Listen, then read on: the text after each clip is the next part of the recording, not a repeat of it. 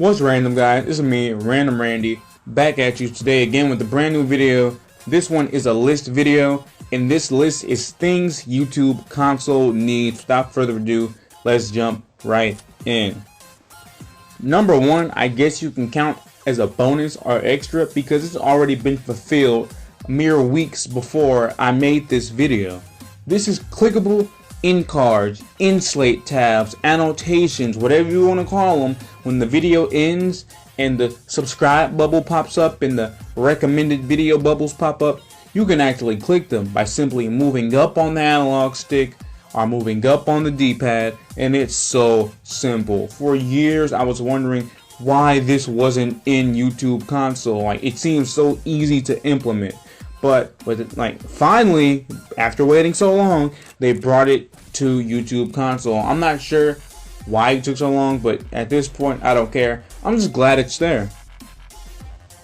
Number two is 360 video support. Now, I know how this can be implemented so simply. I'm not saying PSVR. I'm not saying virtual reality. I don't know if that works or not, but I'm talking about like for people without a headset.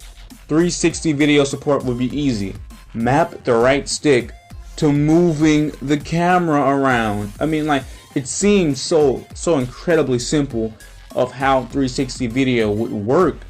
I mean, I'm pretty sure the consoles have the horsepower to play a 360 video and use the right stick to change the camera, because my phone can do that. And let's face it, I have an LG Vista from 2014. If that can do it, the PlayStation 4 from 2015, 14, whenever that thing was made, that can do it. The Xbox One, that can do it, because they're full-fledged consoles with x86 architecture and 8 and 5 and lots of gigabytes around, all that nice stuff.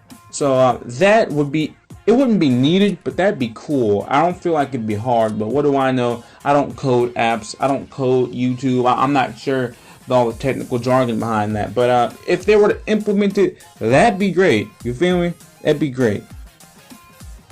Number three is change video resolution. And the reason, before anyone complains, not everyone has good Wi-Fi. Now, I'm lucky enough to have decent Wi-Fi. I can watch videos at 1080p, 60 frames per second with no hitches or nothing like that. But it wasn't always like that. Once upon a time, if a video or an ad played at 60 frames, it was pretty much impossible to even quit the app on YouTube console, on YouTube TV. It was pretty much impossible because the video couldn't play, so you couldn't skip the ad, you couldn't like go to the menu or anything. Like, it's ridiculous. And some people don't have a TV that can take advantage of the full 720p or 1080p or a 30 hertz television that can't even produce a 60 frames per second video playback. And for those people, they can just put it to 480p or they can just put it to 720p or, you know what I'm saying? Like, I know everyone probably has an ACTV, but not everyone has good Wi-Fi, and that's one thing you can't argue with. Some people can't stream 1080p 60 frames per second flawlessly, so give them the option to stream 720p 60 or just 720, you know, like PC. I mean, it shouldn't be that hard. Another feature I feel like wouldn't be that hard, but it's still not there. But I'm sure they have their reasons, but I feel like that help a lot of people, because I know how it feels to be in that boat. Even though I'm out, I still gotta help the rest of them that I left in that boat. You know what I'm saying? So like, that'd be cool. That'd be great if they added it. That's something I'd appreciate. You know, I'm dropping bars. Next up on the list is displaying comments during live stream. Now, if you don't know, a few months to a year ago, they added the feature that during live streams on mobile, during live streams, you can click a button and comments that are being commented in the YouTube live chat will appear on the left side of the screen while the live stream is still playing. Now, I like that idea because you can also turn them off. And I'm not sure how YouTube would implement this as a button. Maybe like click up and then go to more options, and then you can toggle the comments on and off there.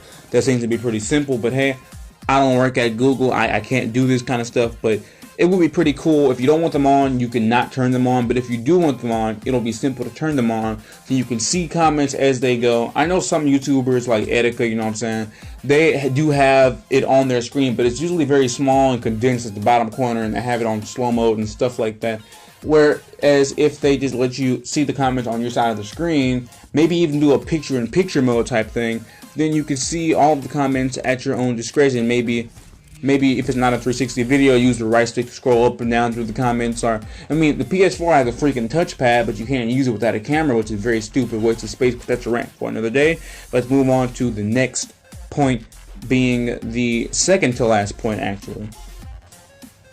The second to last point, like I just said, is to comment.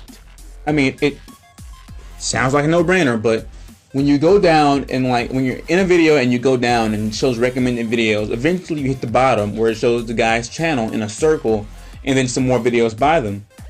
Maybe you can click down one more time and then it'll be like a comment section. Like, even if you couldn't read the comments, I mean, I wouldn't care that much, but you could comment, period. Like, you just go down, keyboard pops up. Since the video's already over, you're not missing anything.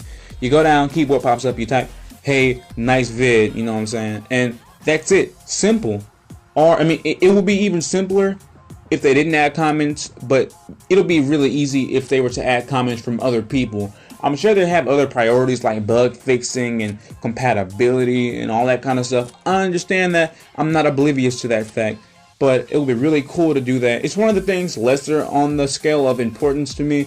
I wouldn't care if they ever added it, but if they did, that'd be a cool way to implement it. You know, it's not really obtrusive. It's not getting in anybody's way, but for the people who do want to comment, it's there. So there's no complaints. There's only thanks.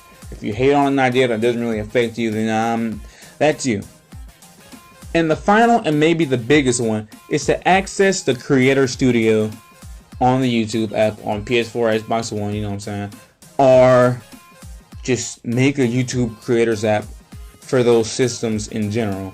I mean, it's not very devastating to most people, but when you're a creator like me, even though I'm very small, I still like to see my numbers, you know, measure my stats. And like, sometimes my phone will be dead, I don't have it, I'm not near it, but like my PS4 is sitting right there, and I could just click on an app or go to the, when you press square or X, it takes you to a little menu that shows subscriptions, channels, library, playlists.